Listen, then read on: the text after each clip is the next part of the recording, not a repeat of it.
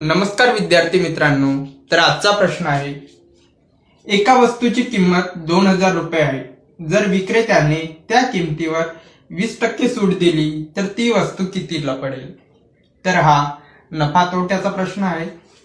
तर आपण सूत्र न वापरता सर्वप्रथम 2000 रुपये लिहून घेऊ. पुढील स्टेटमेंट आहे, त्या किमतीवर 20% सूट. आपल्याला माहित आहे की कोणतीही किंमत ही नेहमी 100% असते. तर 2000 म्हणजे 100%.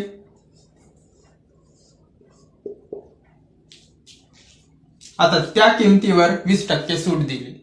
या किमतीवर 20% सूट दिली म्हणजे 100% होतं, 20% सूट दिली, राहिले 80%.